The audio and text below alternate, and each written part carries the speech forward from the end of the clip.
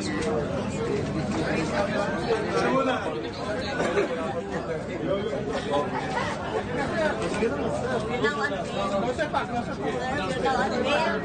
marker of the 18th Congress.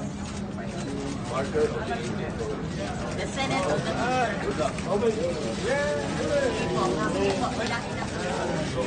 Going to the right side.